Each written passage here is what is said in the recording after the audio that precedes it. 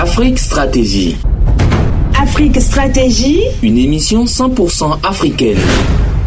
Politique, diplomatie, tactique, consulting, l'art de la gestion. Avec le stratège par excellence, le coach Patrick Armand Pouillon. Merveilleuse créature de Dieu, chers amis de la stratégie et de la gagne, bonjour et merci d'exister. Selon Arnaud Botti, la formation est l'essence de tout succès. Cette affirmation est tout le moins surprenante car toutes les personnes formées n'ont pas eu du succès et des personnes non formées en ont eu. Alors c'est quoi la formation? Qui peut être considéré comme formé? Quelles sont les caractéristiques d'une bonne formation? Peut-on réussir sans formation? Voilà une série de questions que nous allons poser ce matin à un excellent stratège et formateur, un sachant, le professeur et coach Patrick Armand Pouillon. C'est juste après ceci, depuis le studio Commun Bernard Pouillon de Cotonou.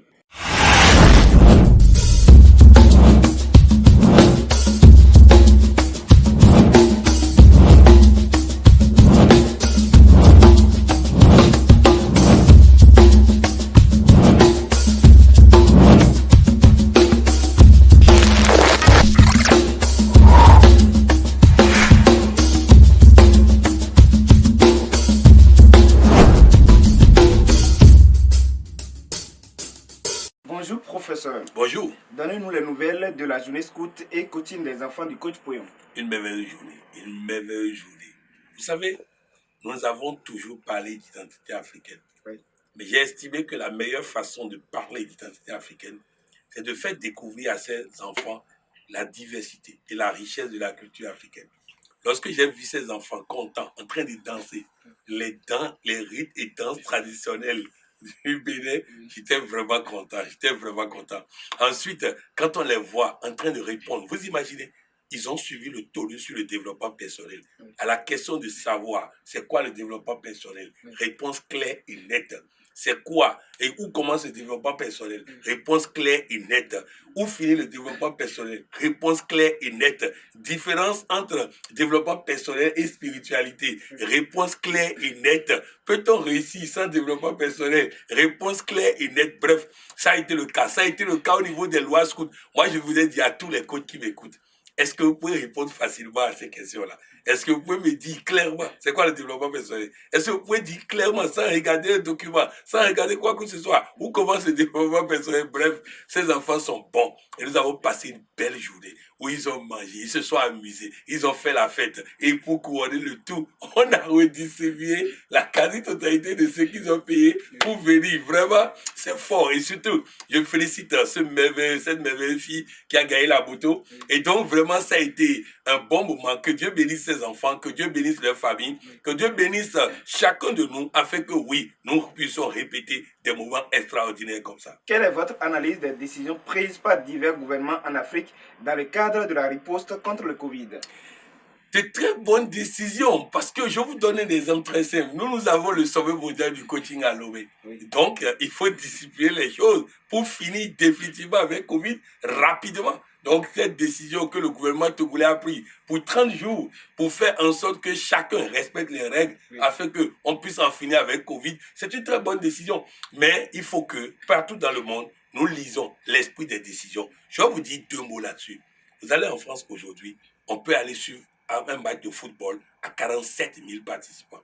47 000 participants peuvent aller aujourd'hui au stade en France pour suivre les matchs. Tous les stades sont remplis aujourd'hui en France. Malgré qu'ils sont encore à 17 000 cas de Covid par jour. 17 000 cas de Covid par jour, mais ils peuvent aller à 50 000, à 40 000 au stade suivre les matchs. Pourquoi? Simplement parce qu'ils sont vaccinés. Ils sont vaccinés à 70%. Je vais vous expliquer de quoi il s'agit. En fait, les États africains et du monde n'ont pas peur du Covid. Non. Ils ont peur de certaines personnes qui tombent malades à cause de Covid. Donc, si les gens ne sont pas vaccinés et qui tombent malades et qu'il y a des cas graves, ça coûte de l'argent, ça coûte des vies, ça mobilise le dispositif de santé. Donc, l'esprit des décisions dans tous les États, c'est d'obliger les gens à se vacciner, afin que ceux qui sont vaccinés soient libres. Libres de vaquer à leurs occupations, libres d'organiser des conférences, libre d'organiser des cérémonies comme on en a l'habitude. C'est de ça il s'agit. Donc, l'esprit de la décision est de dire, il faut qu'on décourage ces personnes qui croient aux réseaux sociaux, que les réseaux sociaux leur donnent des libertés. C'est pour ça qu'il y a cette décision-là. C'est pour ça que je salue la clairvoyance du gouvernement béninois qui a expliqué la décision, qui a expliqué la pédagogie de la décision et qui continue d'expliquer la pédagogie de la décision. Je vais vous expliquer quelque chose. Parce que tout le monde ne suit pas les informations, donc il faut profiter des touristes pour pouvoir leur expliquer ça. Le ministre de la Santé du Bénin dit, si dans une salle, il y a le tiers qui est vacciné contre Covid, le tiers qui a déjà fait Covid et le tiers qui a un test montrant qu'ils n'ont pas de Covid, vous allez dire que la réunion est normale. Vous allez dire que la réunion est autorisée. Mais ça pose un problème. Le problème est que celui qui est vacciné peut bel et bien faire Covid, mais il ne sera pas malade. Donc lui, il vient dans la salle, il est vacciné, Covid ne lui fait rien, mais Covid peut être dans son corps.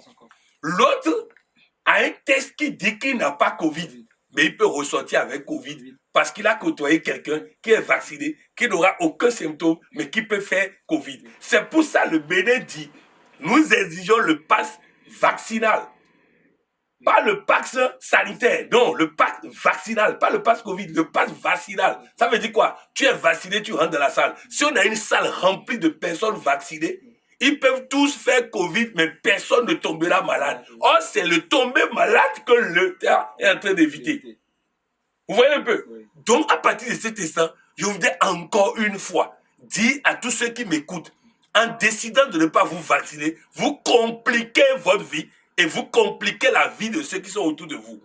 Nous devons faire en sorte que nous puissions avoir rapidement cette liberté en France de faire les choses à 40 000 personnes, à 47 000 personnes et autres. Nous devons avoir rapidement cette liberté de vaquer à nos occupations. Tout le monde sait que Coach Pouillon est une réussite en matière de santé, de protection, de bonheur et de prospérité. Quel est votre secret? Ah, mon secret, c'est la formation. Je suis tout le temps en formation. J'apprends, je mets en application et j'avance. Parce que je vais vous dire une chose. J'ai peur d'une seule personne, Dieu. Et s'il me donne des enseignements que je n'applique pas, il peut se retirer de ma vie. Et ma vie n'a aucun sens sans Dieu. Alors si quelqu'un doit m'insulter, m'agresser, me frapper, m'humilier, pour que je puisse avoir l'information de Dieu qui m'a échappé, afin que je puisse être dans les règles, alors je ferai toujours ça. Alors moi, j'ai dit, mon secret, c'est la formation. Je reste disponible pour toute formation que Dieu ou quiconque pourra me donner. La formation est-elle aussi importante que ça? Ah oui. Oui. La formation est plus importante que tout. Je l'ai dit dans un tournoi la dernière fois. Les États-Unis d'Amérique, qui sont l'un des pays les plus stables au monde, le pays le plus riche au monde, le pays le plus puissant au monde, dans ce pays, ils dépensent 411 milliards de dollars par an pour acheter des formations. 411 milliards de dollars, ça fait à peu près 200 et quelques mille milliards de francs CFA qu'ils dépensent chaque année pour acquérir les formations. Je vais vous dire ceci. Chaque billet de 1000 francs qui part dans votre main, si vous ne dépensez pas une partie pour vous former, vous vous appauvrissez tous les jours. Chaque 1000 francs. Parce que Dieu nous donne deux choses, le temps et l'argent. L'argent doit être utilisé pour apprendre comment mieux gérer notre temps, afin d'être plus en bonne santé, d'avoir tout et tout. Je vais vous donner un exemple, toujours dans la gestion du temps, parce que c'est de là, on apprend à gérer son temps, on apprend à fructifier les 24 heures, on apprend à mieux exploiter les 24 heures. Un jour, dans une université, le professeur prend une bassine, il remplit d'abord de cailloux, et il demande aux étudiants, est-ce que ça peut prendre encore quelque chose? Il dit non, parce que c'est plein. Il dit, allez me chercher du sable. Il verse du sable et ça rentre. Il remplit totalement avec le sable. Il dit, est-ce que ça peut prendre encore quelque chose? Il dit non. Il prend de l'eau, il verse, ça rentre dedans. Maintenant, il dit, ça dépend de par quoi vous avez commencé. Si vous commencez par l'eau, ça ne pourra plus rien prendre. Si vous commencez par les cailloux, ça va prendre du sable. Vous ajoutez le sable, ça va prendre de l'eau. Donc, ça veut dire quoi? Par où vous commencez la gestion de votre journée, il y aura toujours la place pour les superflus. Mais si vous commencez par les superflus, il n'y aura plus la place pour le reste. Vous voyez un peu? Donc, la formation aurait permis à quelqu'un de comprendre ça et donc de mieux gérer son temps afin que son temps puisse être fructifié. Donc, de la même manière, en matière de santé, c'est en apprenant que je sais, et aujourd'hui, comment faire en sorte qu'aucun ambassadeur du développement ne soit victime de Covid. C'est en apprenant que je sais comment aujourd'hui produire de l'argent. C'est en apprenant que je sais vendre. C'est en apprenant que je sais comment avoir du bonheur dans un foyer. Donc vous voyez, la formation est importante, indispensable. Un enfant bien formé, vous pouvez partir et le laisser sans héritage, il sera toujours heureux et riche. Un enfant mal formé, vous pouvez lui laisser l'héritage, il va tout gaspiller et il n'aura plus rien. Et pourtant, tout le monde fait des formations tout le temps, mais n'immerge pas comme vous. Non, tout le monde ne fait pas formation. Ah bon? Non, tout le monde fait de l'enseignement. Okay. Tout le monde va quelque part entendre quelqu'un, mais tout le monde ne fait pas de formation. Je vais vous dire, en matière de formation, il faut faire très attention. Je vais vous donner un exemple très simple. Vous allez voir dans le programme d'action de toutes les ONG, la plupart qui font de l'alphabétisation, chaque année, un budget alphabétisation. Regardez la cible qu'ils veulent alphabétiser. C'est les mêmes personnes. Chaque année, ils sont soi-disant en train d'alphabétiser les mêmes personnes chaque année pendant près de 50 ans. Mais je vais vous donner le cas du Cuba. Un beau matin, on dit au président cubain Fidel Castro qu'il faut obligatoirement alphabétiser, sinon on ne peut pas se développer. Fidel Castro dit, s'il faut alphabétiser, alphabétisons. Je vous donne 45 jours. Il ne doit pas y avoir un seul Cubain non alphabétisé dans 45 jours. En 45 jours, ils ont alphabétisé tous les Cubains qui ont besoin d'être alphabétisés. Maintenant, il dit, tous les enfants qui naissent vont à l'école. Donc, on n'a plus besoin d'alphabétisation. Vous voyez un peu? Donc, mais nous, depuis l'indépendance à ce jour, chaque année, nous alphabétisons les mêmes personnes chaque année. Les mêmes personnes chaque année. Mais ils ne sont toujours pas alphabétisés. Je vais vous dire pourquoi. Parce qu'on les a alphabétisés, mais ils n'ont pas de journaux dans la langue dans laquelle on les a alphabétisés. Ils n'ont pas de livres dans la langue dans laquelle on les a alphabétisés. Ils n'ont donc pas de possibilité d'appliquer, de se répéter, de faire des exercices. Ils n'ont pas la possibilité de continuer par utiliser ce qu'on leur apprend. Le dispositif de formation est en panne. Voulez-vous dire qu'il y a formation dans formation? Évidemment, il y a formation dans formation. Vous prenez aujourd'hui la quasi-totalité de ce que nous faisons. Les gens font à gauche, à droite. On fait séminaire, on dit formation. Regardez même le temps qu'on donne à chaque module. C'est un temps pour que quelqu'un vienne bavarder pendant son dernière partie. Il n'y a pas de temps de transformation. Il n'y a pas de temps de transformation. Or, la formation doit entraîner la transformation. Donc, c'est très important. Je vais vous dire ceci. Notre inconscient nous influence à 98%. Notre conscient nous influence à 2%. Le type de formation que nous faisons maintenant n'agit que sur la conscience. Le type de formation que nous devons faire doit agir sur l'inconscient. C'est pourquoi, dans la journée des enfants du camp scout et coaching, j'ai passé du temps à marquer l'esprit des enfants. Je n'ai pas passé du temps à leur dire. Beaucoup de personnes ont constaté que dans les rencontres hebdomadaires et formations, je ne parle plus beaucoup. Oui, parce que je préfère que l'inconscient soit accroché. Nous devons revoir tout ça. La manière même de recruter les consultants. La manière, je vais vous donner un exemple très simple. Je devais aller à Grand Popo pour animer un séminaire pour une structure. J'ai dit à la structure, je vous donne le séminaire gratuitement. Ils m'ont dit, bon, on va quand même payer votre déplacement, votre carburant. Je dis, ok, pas politesse. Mais j'arrive là-bas, j'ai 7 papiers à signer. 7 papiers. Sur un papier, on me demande quelles sont les 3 dernières formations que j'ai eu à faire et combien on m'a payé. Vous voyez un peu? Oui. Résultat, j'ai du mal à écrire parce que les 3 dernières formations, j'ai fait ça pour une structure. Okay. Donc, ce n'est pas moi qu'on a payé, c'est la structure. Et c'est ma propre structure. Donc, je ne prends pas de l'argent si je fais formation au niveau de ma propre structure. Mais comment écrire ça sur le papier? Ensuite, je quitte là-bas, je pars, je dois envoyer mon CV. C'est comme si j'ai cherché boulot. Oh, je veux juste les aider. Vous voyez un peu? Donc, dans ces conditions, ça fait que chaque fois qu'on m'appelle pour ce genre de séminaire, je décline l'offre. Parce que je ne veux pas me fatiguer dans paperasse. Donc déjà, la manière de recruter le formateur fait qu'on élimine indirectement sans savoir dans la procédure de recrutement les bons. Parce que les bons n'ont pas le temps de commencer par l'eau. Les bons commencent par les cailloux, après le sable, après l'eau. Mais eux, ils mettent en place une procédure où c'est ceux qui commencent par l'eau qui vont accepter ça. Résultat, ils éliminent déjà les formateurs. Ensuite, le contenu de la formation. Je vais vous donner un exemple. Un jour, je devais animer un séminaire à Bamako pour le plus grand parti politique du Mali. Et le chargé de formation m'exige le programme de formation. Il exige comment je dois faire. J'ai tout dit, il a dit jamais. J'ai tout dit, il a dit jamais. Donc, il nous a imposé un programme de formation qui fait que ça ne donnera pas. Mais je l'ai laissé dans la salle maintenant, en présence du président du parti. J'ai pris les attentes. Nous voulons être le premier parti après les élections à venir. Nous voulons gagner les élections à venir. Nous voulons faire ceci. Et j'ai pris la parole. Il dit, tout ce que vous demandez est possible, mais pas avec ce programme. Est-ce que vous me permettez de changer le programme? C'est lui-même qui a été le premier à dire, il faut changer. Parce que le président est là maintenant. Mais si je n'avais pas eu cette astuce, je vais faire avec son programme, on aurait échoué. Pourquoi nous allons en formation?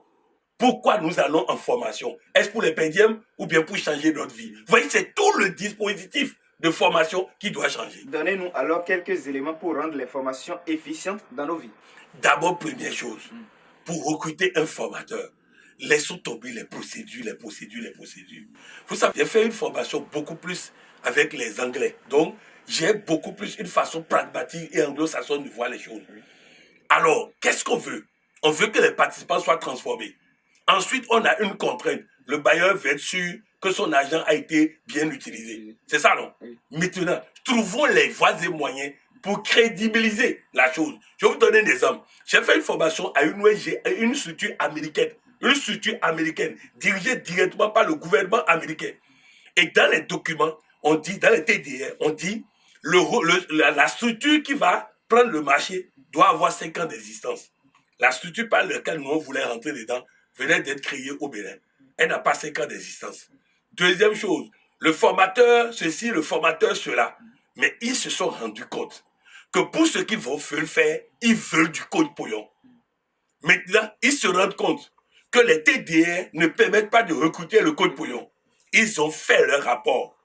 Nous avons pris la décision de passer outre les TDR parce que nous avons la chance d'avoir le numéro 1 mondial du coaching. Mais la structure par laquelle il veut faire la formation a été créée il y a 1 an et demi, mais lui, il a plus de 15 ans d'expérience. Ensuite, donc ils ont fait un commentaire pour démonter. Même les TDR aujourd'hui, dans les structures anglo-saxonnes, on vous demande en tant que formateur de critiquer les TDR pour leur permettre d'améliorer ça pour la prochaine fois. Donc c'est très important. D'abord, la manière dont le formateur est recruté. Deuxième chose, le programme de formation. Est-ce que le programme de formation est laissé à la liberté du formateur? Il ne s'agit pas de prendre plusieurs formateurs et de le mettre lui quelque part, ou de le combiner avec d'autres, ou parfois les formateurs viennent dire des choses contradictoires. Non. C'est le formateur principal qui choisit l'équipe, qui organise le programme, qui organise tout. Ça, c'est la deuxième chose. La troisième chose, lors du déroulement de la formation, il faut qu'on fasse en sorte que les participants écoutent ce qui est dit et appliquent.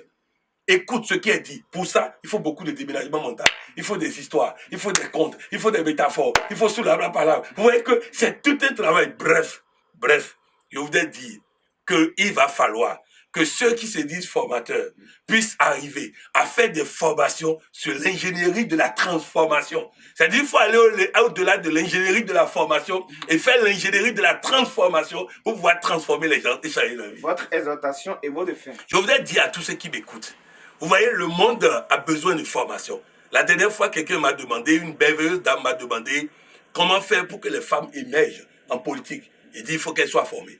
C'est pas parler aux hommes. Non, ils ne lâcheront rien. Les hommes ne lâcheront rien politiquement. Mais ce qu'il faut faire, c'est de former la femme, afin que qu'elle prenne la parole, oui, elle fasse trembler ceux qui sont devant elle. Elle puisse avoir une bouche auquel personne ne peut résister. Comme je l'ai dit, paix à son âme, Rosine Soglo n'aurait pas eu de difficulté pour émerger politiquement. Donc c'est très important. La formation, la formation et la formation. Dans tous les cas, retenez ceci. Lorsqu'une seule difficulté arrive dans votre vie, c'est un problème de formation. Lorsqu'un seul problème arrive dans votre vie, c'est un problème de formation. Lorsqu'un seul souci arrive dans votre vie, c'est un problème de formation. Alors dès que j'ai des difficultés, je dois chercher la formation appropriée pour suivre cette formation afin que les choses puissent changer. Si vous êtes formé, vous allez tout gagner. Et je voudrais terminer, vraiment terminer maintenant, en allant dans la parole de Dieu. Dieu a mis l'homme qu'il a formé. Vous voyez, formation vient dans un jardin. Et dans ce jardin, il y avait un fleuve qui arrosait le jardin. Ce fleuve avait 4 bras. Le premier bras symbolise l'homme pur. Ça veut dire que l'homme qu'il a formé a la possibilité maintenant d'avoir la richesse. Ce deuxième bras, la force de la tigresse, il a la force de Dieu. Le troisième bras, la connexion permanente avec Dieu. Il a donc la connexion là. Et le quatrième bras, la connaissance. Donc dans le jardin où Dieu a mis l'homme qu'il a formé, il y avait tout. Autrement dit, après la formation, on est qualifié maintenant pour tout avoir. Et je vais vous dire comment j'ai eu la révélation de ce passage dans la Bible. C'est parce que je fatiguais Dieu en exigeant que moi-même je voulais ma richesse, ma connexion avec lui, la force de la tigresse et la connaissance. Et il a attiré mon attention. Si vous prenez ma Bible, vous allez voir que le mot formé a été souligné. Il dit, regarde là-bas, il y a une condition pour avoir tout ça, la formation. Si nous sommes formés, nous aurons tout. Merci, coach. Merci. Afrique Stratégie. Afrique Stratégie. Une émission 100% africaine. Politique, diplomatie, tactique, consulting, l'art de la gestion.